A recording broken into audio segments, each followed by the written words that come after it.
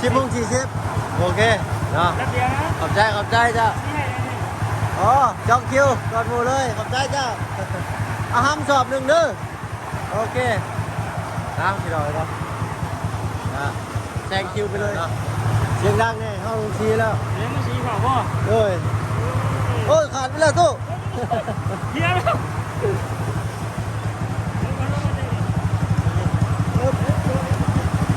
เอาด้วยกันเนาะเอาห้ำหนึ่งเด้อ เอามาต่อพ่อ ด้วยเอาห้ำสอบหนึ่งก็ได้เอาไว้เกลือเป็ดด้วย สอบจะ5,000เด้ ด้วยอันเฮิงบ่ เออ เฮิงบ่ประมาณตั้งโมงนี่อีกแค่1 ชั่วโมงมาได้เนาะโอเค นี่จะมุ่งเลยนี่ นั่นแหละพี่น้อยเนาะ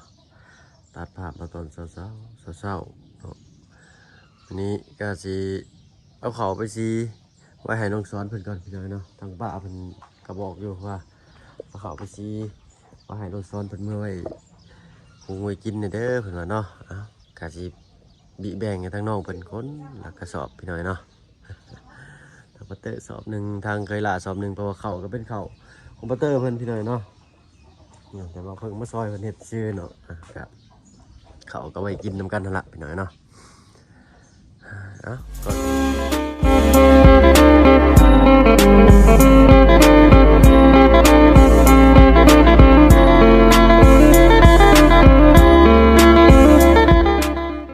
ครับทักทายสบายดีพ่อแม่พี่น้องหมู่เพื่อนกันเบิดสุขคนเนาะบอกว่าฝั่งไทยฝั่งลาวและฝั่งต่างประเทศก็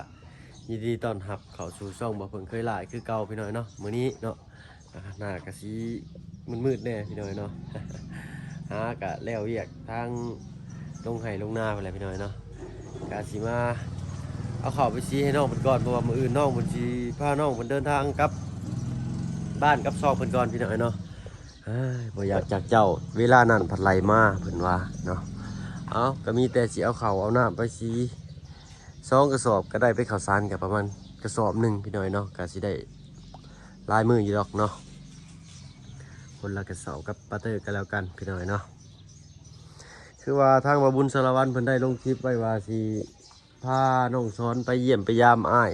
เพิ่นพี่น้อยเนาะพาไปเยี่ยมเบาคำเนาะมีเมย์ใจดีเพิ่นฝากเงินมาให้ทางบาบุญสารวัตรหรือว่าฝากให้น้องซ้อนนั่นแหละพี่น้อยเนาะซื้อข้าวซื้อของใส่เลยก็เรือหันก็ไปให้ทางเงินอ้ายเพิ่นบ่เนาะเห็นในคลิปบาบุญสารวัตรเพิ่นเนาะกะดีใจน้ำเพิ่นเนาะเพิ่นก็สดซอยมาตลอดเลยได้ขนาดตกทุกข์ได้ยากขนาดนี้เพิ่นก็ยังซอยพี่น้อยเนาะ คนเฮานี่หายากได้พี่น้อยเนาะถ้าว่าบ่ใจบุญสุนทานน่ะลีนี่เนาะคนเฮาก็อยู่คนละพ่อละแม่พี่น้อยเนาะแต่ว่าหักแพงขนาดเนาะเห็นเลยก็อีต้นสงสารก็คือสิเป็นบุญเก่าของซึ่งกันและกันนั่นแหละพี่น้อยเนาะมื้อนี้ก็เสียเข่าไปชี้ไว้ให้นอกมันก่อนเนาะเผื่อว่ามืออื่นเดินทางเลยจะยันได้รอถ่าองค์ชี้เพิ่นจะเป็นชี้ประทันเนาะแต่ว่าองค์ชี้เพิ่นเปิดหรือบ่มันนี่ก็ได้ไปพี่น้อยเนาะเอาเข่าให้นอกมันก่อนพี่น้อยเนาะเป็นเข่าปลูกเยอะโดยวันก็คือสิ3-4 ชอบอยู่ได้เนาะโอ้เรือลายอยู่ได้พี่น้อยเนาะ สอบซีได้ละบาทอันนี้เป็นข้าวเจ้าพี่น้อยเนาะนูกินมาเนี่ยเว้ยเนาะนูเจาะไปเลยพี่น้อยเนาะตัดกล่องไปก่อนพี่น้อยเนาะเข็นได้บ่ดำนี่เลยตึ้งเลย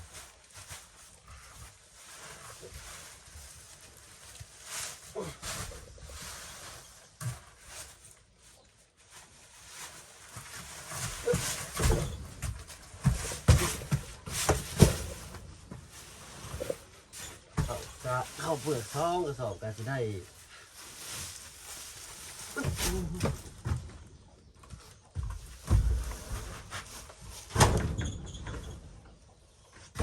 ข้าวสารกระสอบหนึ่งนะ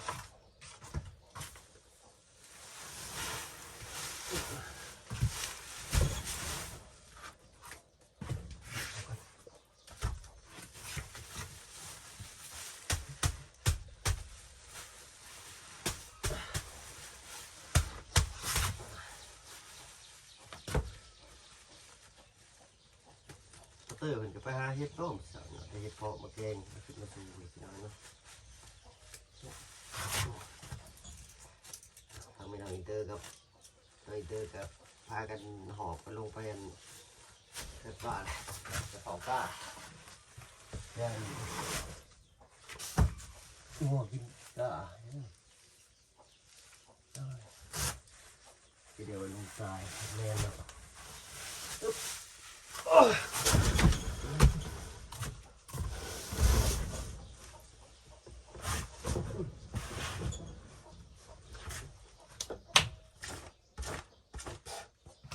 ตีฝุ่นไปเลยเนาะยอดเลยมันเป็นฝุ่นแพร่ใช่ไหมฝุ่นแพร่นี่ถือฝุ่นไม่ได้เลยปุ๊บตุ๊กโอ้ยเข้ากับตุ๊กได้นะดุ่มๆได้จักเลยไปเรากระสอบได้อยู่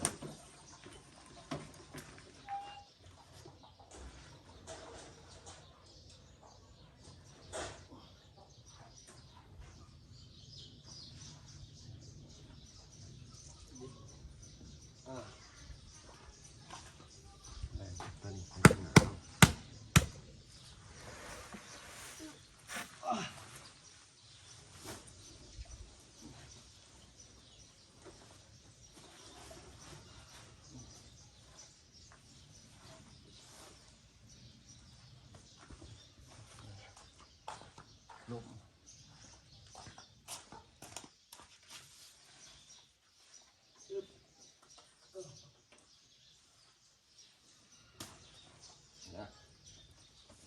ใส่ดอกนะ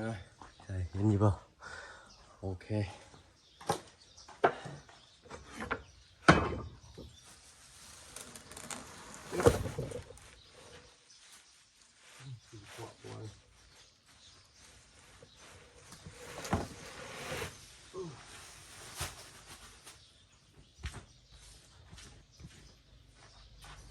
ร้ายพวกแล้วเนาะมาไปเนาะ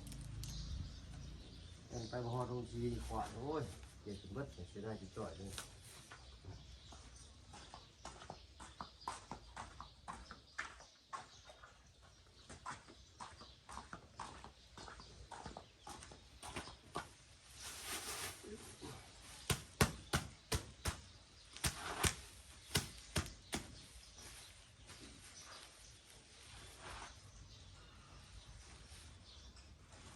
บ้านนอกมันมีสีขาวอยู่เลยยากเลยบนสีขาวบนสีแพงอยู่เลยทางบ้านเฮานี่ถ้าเอาห้ำนี่ประมาณ2,000เนาะ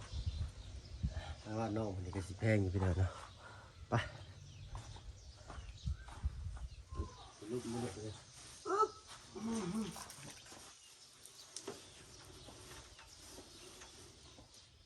โอเคนิ่งกิ๊บฮะพี่น้อยเนาะ2 กระสอบคือสีได้เต็มกระสอบอยู่ดอกเนาะเข่าชานก็ได้ฮะพี่น้อยเนาะและไปสีเข่าให้นอกเพิ่นก่อนพี่น้อยเนาะสีโบทันทงสีเพิ่นเนาะประมาณ11 โมงเพิ่นก็ปิดได้ทงสีเพิ่นนะเนาะแต่ว่ากันทงสีเข่าเพิ่นนี่ก็สิมีทงสีเดียวอยู่ในบ้านนี่ก็ได้เนาะมีแต่ออกไปนอกอีกทงสีหนึ่งเนาะสีตัวไก่นี่ก็ดีเพราะว่ายันฟ้าลมฝนตกถือเข่าเปียกเนาะเข่ามันจะสิเปียกเนี่ยสิกินบ่แซ่บพี่น้อยเนาะไปติดตามรับชมกันพี่น้อยเนาะแล้วก็จังค่อยออกไปหาน้องสอนรามเพิ่นพี่น้อยเนาะว่าสิซื้อหยังเด้ไปฝากไปต้อนเพิ่นเนาะมีหยังเด้เนาะกินเนาะมื้อนี้ ถ้าว่าเพิ่นยังบ่ทันได้กินข้าวหรอกพี่น้อยเนาะโอ้ว่าไปมาสิลืมปิดเหล้าพี่น้อยเนาะเอ้าสำนีก่อนพี่น้อยเนาะพอๆกันและอยู่หน้าทางบ่าวบุญสารวันเพิ่นพี่น้อยเนาะไปพี่น้อยเนาะเสียงดังแน่เฮาลงทีแล้ว เลี้ยงสีขาวพ่อ โอ้ยโอ้ยขาดไปแล้วตู้ เฮียแล้ว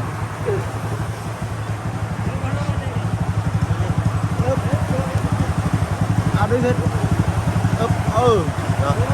เอาห้ำนึงเด้อ เอามาตองพ่อ เลยเอาห้ำสอบหนึ่งก็ได้เอาไว้เกลือเป็ดเลย สอบจะ5,000เด้ เลยอันเฮิงบ่ เออ เฮิงบ่ประมาณจังโมงนี่อยู่แค่1 ชั่วโมงมาได้เนาะโอเค จะมุ่งเลย เ พี่เชฟโอเคเนาะ แป๊บเดียวนะ ขอบใจเจ้า นี่ให้เลยนี่ อ๋อจองคิวก่อนหมู่เลยขอบใจเจ้าเอาห้ำสอบหนึ่งเด้อโอเคนะพี่ดอยก็แซงคิวไปเลย เป็นก็ได้เนาะนี่ก่อนสั่งน้ำหนักก่อนเนาะทุตามหาน้องชอนกินนี่ไปฮอดหน้าบ่าวบุญกลับมาเพราะว่าอยู่เพื่อนลุงจันทร์โอ้ยได้น้องละสิไปใช้วันนี้เตรียมพร้อมสิพากันไปใช้วันนี้ ไปนำคลอง ไปทางโค้งว้าเท่าตื่นเต้นอยู่บ่ เล่น ครั้งแรกเลยเนาะเคยเห็นอยู่บ่ในโทรศัพท์กันเลย เลย สบายดีป้าลุงหรือบ่ สบายดีว่าลุง น้องคืนนี้เป็นอะไรนอนรับสบายเนาะกินข้าวกินน้ำหรือบ่ กินแล้ว ได้กินยังกินข้าวยามมื้อเช้านี่ กินชิ้นหมู ชิ้นหมูบ้านเจ้าอื่นยังอลิ กะลิ นางสาวบ่บุญสารวัตรเพิ่นพาน้องชอนมาห้านเวียดกินนี่พี่น้อยเนาะไปนำเอาเพิ่นอยู่ห้านเวียดตอนแรกก็ว่าสิกลับเลยได้หันรถอวยรถกลับมาพุ่นแล้วเพราะว่าเอาเมนบ่สลิงคันนั้นเลยแล่นไปหาน้องเพิ่นเนาะโอ้มีเพิ่นแจ้งข่าวดียังเลยน้องมื้อนี้หลายอย่างอยู่บ่ ขอแจ้งไปเบิ่ง เบิ่งน้ำโค้งบ่แต่กันยังอีกมียังอีกอยู่บ่ ขอแจ้งเงิน แต่เยี่ยมอ้ายบ่ แจ้งเงินไปเยี่ยมอ้าย โดยแล้วบัดสิโดย เนาะก็เป็นธรรมชาติของเพิ่นนี่ด้วยเนาะ โดย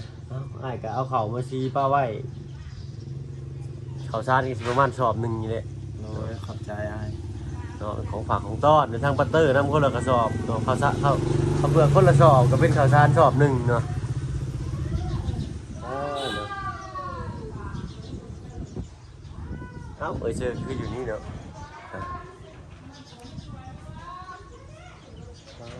สิพากันไปใส่เด้เนาะมื้อนี้คือสิคนหลายบ่เอาเนาะคุยกันเป็นไปใส่เด้เนาะไปอันไปนอกบ่ก็เส้นรถเป็นจอดอยู่มื้อนี้บ่เห็นเนาะ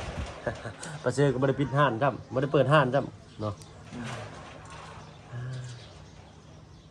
อยากเมื่อยแล้วบ่เนาะ อยากมืออยู่ อยากเมื่อยอยู่เนาะม่วนบ่อยู่นี่อยู่ม่วนบ่ ม้วน เนาะรับสบายดีอยู่บ่ สบาย กินอิ่มนุ่งอุ่น อืม เนาะ เจ็บมัดนี่ คือกันหนึ่งนี่ไอ้ก็เจ็บเบิดอันนี้ไหลนี่โอ้ยชิ้นก็แป๊บเดียวดอกแต่น้องมันคือสิบ่เจ็บปานใดดอกเจ็บแห้งอยู่บ่น้องหรือว่าธรรมดา ธรรมดา เพราะว่าน้องเพิ่นก็เฮ็ดเรียกตลอดอยู่แล้วเนาะคือเฮาว่าถือเดขากล้อง มาเฮ็ดเรียกเพิ่งๆกันแต่หนึ่งมันก็ปวดได้ไปหน่อยเนาะก็ยังแล้วคือเก่าไปหน่อยเนาะเพิ่นสิพากันไปจักคนเด้มื้อนี้เนาะ หมูละ เพิ่นสิว่าไปดินโพงบ่ ไปบอก จังว่านี่แหละฟังมึงก่อนเนาะเพิ่นบ่ขึ้นมาแล้ว เรามาแล้วครับ บ่แม่นเนาะ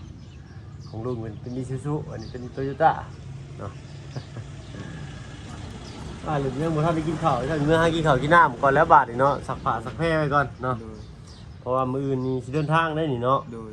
มื้อนี้เพิ่นสิว่าสิพาไปใช้ก็ไปเยี่ยมมันอ้ายบ่หรือมื้ออื่นสิไปเยี่ยมอ้ายเลยก็ขึ้นเลย มือไปเยี่ยม มื้ออื่นไปเยี่ยมอ้ายเนาะแล้วก็ขึ้นเลยโดยดีใจอยู่บ่น้องสิได้ไปเห็นอ้ายเด้มาแล้วพุ่น ดีใจ อ๋อโธ่ลุยมาแล้วพี่น้อยเนาะ เอาเนาะไปสิเด้มื้อนี้เนาะสิพาน้องชายไปสิเด้เนาะมื้อนี้รอถ่าเพิ่นจักหน่อยพี่น้อยเนาะเอาแนวมาฝากอ้ายเด้อซะเด้อสิได้หยังดีมาฝาก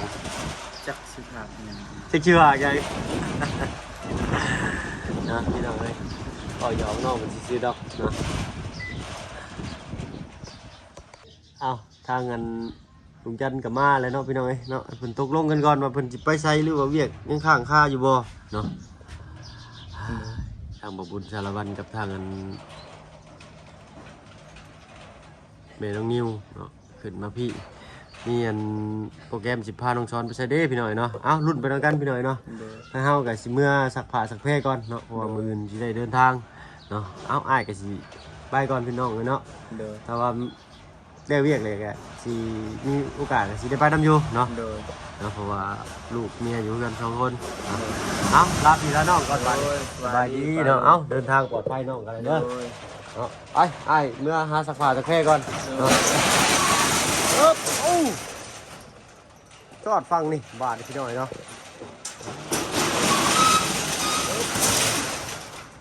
เอ้ยนั่งแต่ผมเปิดให้กันโยกเปิดห้างขายเลย เนาะบ่บอกเนาะ บอกเนาะไปสิดาเปิด สบายดีจ้าเนาะต้องเปิดมากกับเปิดเด้อเปิดเด้อก่อนเนาะ คนนั้นมาซื้อชายไง ต้องซ้อนกินยังก่อน จ้าสิกินเนี่ย มันซื้อเนาะกินเกินสู้กำลังงานมันดีกว่าใจได้เพราะออกงานนี่อันนี้คือเกลือแร่เนาะอัพก่อนสิอันนั้นก็นั่งโอ้ลมกับน้องมันจังหน่อยก่อนพี่น้อยเนาะกินน้ำเย็นๆก่อนเท่าไหร่ละบาท10 23 10กับ10 3 23การเชื่อหายไปก่อนพี่น้อยเนาะคันว่าห้านลูกนี่คันว่าเงินบ่พอนี่ก็มันติดหนี้เนาะคันว่าเงินเหลือนี่ก็แม่นบ่ทอนหาเรานี่อ๋อโอ้ยเพิ่นเนาะแก้กันไปพี่น้อยเนาะ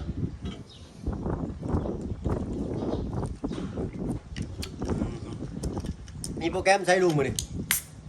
มีโปรแกรมอยู่บ่หึ